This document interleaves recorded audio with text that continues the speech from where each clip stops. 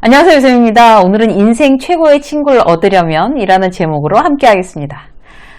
요즘 이제 저는 사람들을 참 많이 만나요. 새로운 사람들을 만나는 게 참 재미있어요.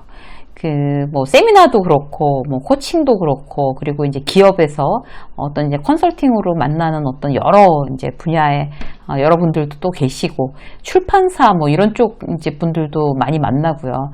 만나는 사람들이 많은데 이제 그 중에서도 이제 굉장히 어떤 이제 그룹핑이 되죠. 어떤 사람을 만나느냐에 따라서. 이 사람은 굉장히 좋은 에너지가 넘치는 그런 사람들이구나. 이제 이런 느낌이 드는 사람도 있고, 와, 이분들은 정말 참 마음이 통째로 다 진심이다. 이런 사람들도 있고, 배울 게 많은 분들도 있고, 참 다양하죠. 어떤 사람은 그냥 참 마음이 따뜻한 사람이다. 이런 느낌도 들고, 어떤 사람은 참, 시간 낭비, 체력 낭비다. 이제 만나서 시간을 보내는 게, 이런 사람도 가끔이지만 있습니다. 여러분들은 어떤 분들하고 만나고 계세요? 우리는 이제 새로 사람들을 만나고 또 오래된 사람들이 있고, 누구한테나 이제 어떤 그런 사람들로 이제 둘러싸여 있습니다. 어떤 사람을 어떤 방식으로 만나건 간에 참 최고의 친구를 갖게 된다는 거는 인생이 이게 풍요로워지는 거잖아요. 막 풍성하게. 내 인생에 좋은 영향을 끼치는 그런 좋은 친구 갖고 싶지 않으세요, 여러분? 어떻게 하면 내 인생 최고의 친구를 만들 수 있을까? 오늘은 그 방법에 대해서 함께 이야기를 나누도록 하겠습니다. 첫 번째, 너무 당연한 얘기긴 한데요. 먼저 내가 좋은 친구가 돼주는 거예요. 좋은 친구가 먼저 돼주기로 이제 마음을 먹어야 되는 거죠. 이제 이런 경우가 있어요. 같이 있으면 대단히 저 사람이 유능하고 그런 사람이라서 나한테 참 유익할 것 같아. 이익이 되겠어. 이제 그런 사람들은 이제 인맥으로 엮으려고 그러죠. 그거랑 좋은 친구 좀 다른 것 같아요. 내 인맥에 필요한 사람과 그 다음에 내 좋은 친구는 비즈니스에 좋은 인맥으로 내가 저 사람을 관리하고 싶으면 내가 관리 당해주면 돼요. 나도 같이. 그런데 저 사람하고는 친구를 하고 싶다. 저런 친구가 있으면 참 좋겠다. 그러면 내가 먼저 친구가 돼줘야지, 좋은 친구가 돼줘야지 이렇게 마음 먹는 게 가장 빠른 방법이 되겠습니다. 세미나에서 이제 많은 분들을 만나는데 보통 이제 제가 코칭을 해서 뭔가 이제 도움을 줘야지 라고 생각하는 분들이 대부분인데 그 중에 어쩌다가는 정말 친구하고 싶은 사람이 있어요. 그러면 우리 친구 할래요? 이렇게 제가 얘기하는 적도 있어요. 자, 내가 좋은 친구가 돼줘야 되겠다고 마음 먹는 게 좋은 친구를 만드는 가장 첫 번째 스텝입니다. 두 번째는요, 상대방의 장단점을 그대로 받아들이는 거예요. 사람을 있는 그대로 받아들이는 거, 이렇게 말이 쉽지, 사실, 이게 굉장히 마음의 훈련이 되지 않으면 쉽지는 않습니다. 그 사람의 단점만 바라보거나, 아니면 또 거꾸로 장점만 바라보거나, 그렇게 하면 이제 뭔가 균형이 안 맞죠. 그런 관계는 사실 건강하다고 할 수 없습니다. 누구나 다 장단점이 있잖아요. 그런 장단점을 다 포함해서 이제 누군가, 그 사람이 되는 거죠.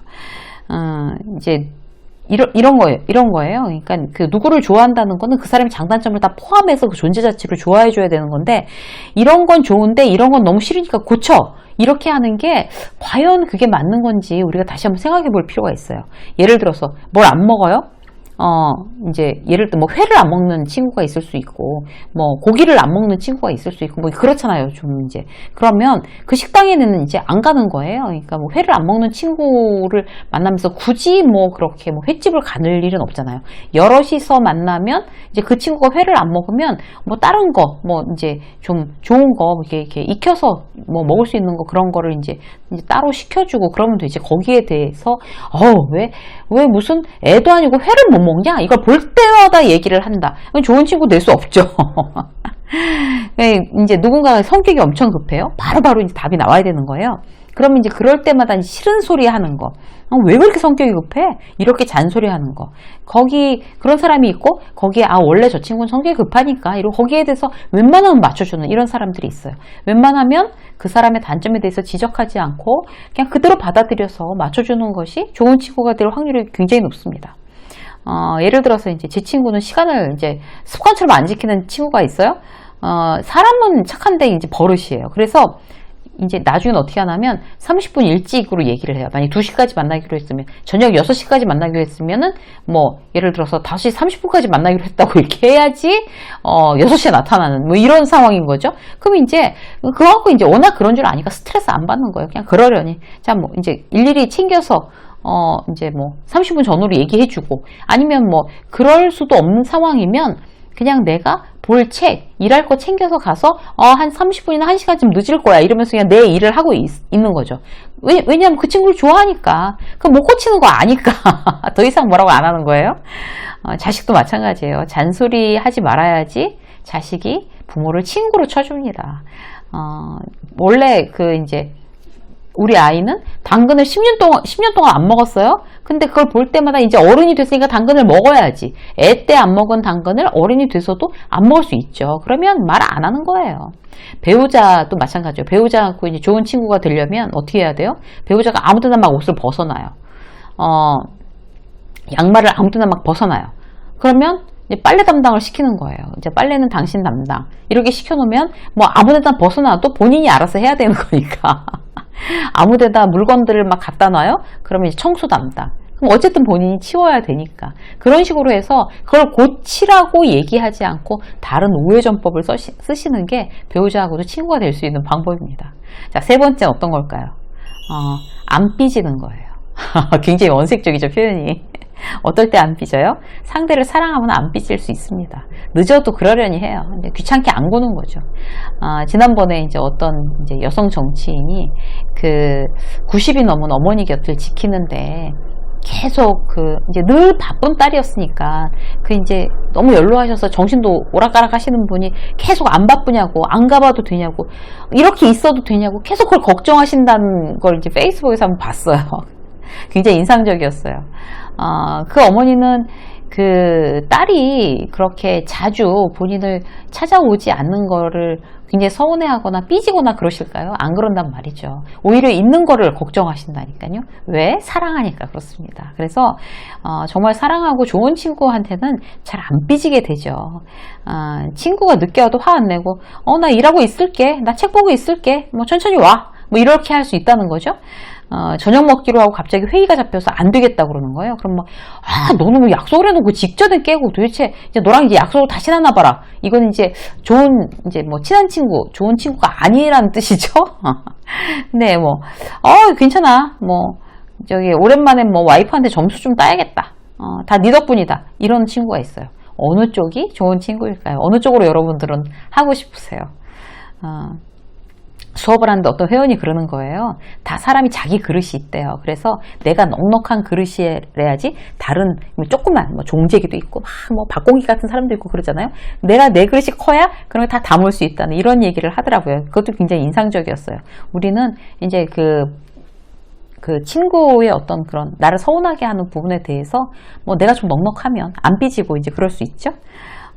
저희 아는 선배 중에 이제 그런 분이 계세요. 이제 누가 쭈뼛쭈뼛거리고 이렇게 오면 뭔가 사고 친 거잖아요. 그러면 첫 마디가 용서해 줄게 말해봐. 이렇게 시작하시는 분이 계셨어요. 그분이 아직도 생각이 나요. 굉장히 몇십 년 전 얘기인데도. 그래서 어떤 이제 그렇다고 해서 직원들이 해이해질까요? 그렇지 않거든요. 그래서 사과도 빠르게 하지만 용서는 더 빠르게 한다. 이제 이런 걸 원칙으로 지키는 게 우리가 이제 좋은 친구를 만들 수 있는 굉장히 좋은 방법이라고 할 수 있습니다. 자, 또 네 번째 볼까요? 가까울수록 예의 지키는 거예요. 가까울수록. 가깝다고 해서 이제 막 하거나 뭐 미안하다는 얘기도 잘 못한다거나 뭐 이렇게 되면 굉장히 좋은 친구를 꾸준히 유지해 나가기 어렵죠. 화제의 드라마 이상한 변호사 우영우에 보면 이제 남자 주인공하고 여자 주인공이 나오는데 이제 남자 주인공의 누나가 그렇게 얘기를 해요. 여자 주인공 우영우 변호사한테 굉장히 극존칭을 쓰는 이제 자기 남동생을 보고서 넌 무슨 여자친구한테 극존칭을 쓰냐 이렇게 타박을 해요. 그러니까 일로 시작해서 그렇다고 이제 얘기를 하는데 그 남자 주인공이 너무 소중하고 존중하는 마음이 이제 느껴지는 거예요. 이제 여자친구한테 계속 사귀기로 한 다음에도 계속 극존칭을 쓰는 게 친하면 우린 보통 이제 그 이유만으로 느슨해지는 어떤 그런 실수를 범하기 쉽습니다. 근데 어떤 이제 굉장히 어떤 상대를 존중하는 어떤 그런 마음을 계속 유지를 하면, 가까울수록 예의를 지키면 이제 더욱더 그 우정과 신뢰가 깊어지는 거죠.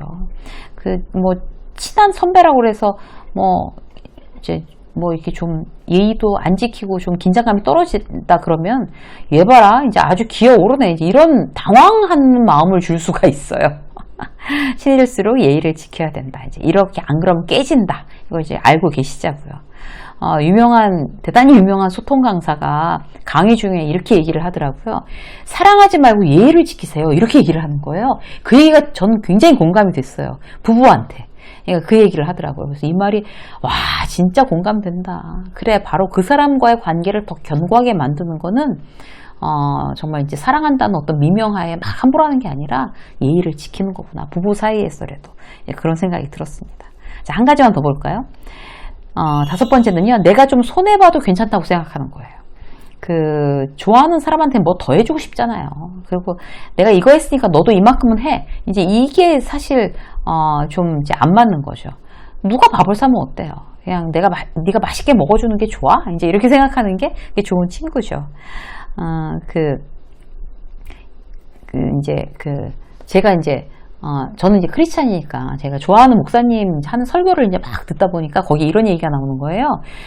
우리가 사람한테 뒤통수를 맞는다고 그러잖아요. 근데 원래 사람은 뒤통수를 치는 존재래요. 그걸 알고 있어야 된다는 거죠. 그래서 누구는 일찍 치고 누구는 늦게 치고 그 차이뿐이라는 거예요. 그래서 막 사람들이 막 웃었어요. 그래서 이제 그 목사님의 설교를 듣는 사람들이 그 정도는 우리가 이제 아니라고 하더라도 이제 기대치를 느슨하게 가는 거. 자, 언제 치든지 뭐 일찍 치든지 나중 치든지 이 차이라고 생각지는 않더라도 그럼 너무 슬프니까 좀 우리의 누군가에 대한 기대치를 좀 느슨하게 하는 거, 그게 좋은 친구를 만드는 굉장히 좋은 방법이라고 생각이 들었어요. 그때 나는 손해보면 안 돼, 절대 손해보면 안 돼, 이렇게 절대 뒤통수 안 맞을 거야, 이렇게 용쓰고 조금만 손해보면 막 길길이 뛰고 이러면 이제 어떤 좋은 친구를 만들기도 어렵고 내가 좋은 친구가 되주기가 참 힘들죠. 내가 좀 손해보는 걸 전제로 사람을 만나면 그렇게 뭐 억울하거나 그렇게 아등바등 그런 약 올릴 일이 없다는 거예요. 그 선을 여러분들 조금 느슨하게 그렇게 한번, 내가 뭐 큰 손해를 보지 않는 다음에야 그 선을 조금 느슨하게, 내가 약간 손해봐도 괜찮아 라고 생각하는 거, 우리가 좋은 친구를 만드는 대단히 좋은 방법이 되겠습니다. 유쌤의 직장서 오늘 여기까지 하겠습니다. 고맙습니다.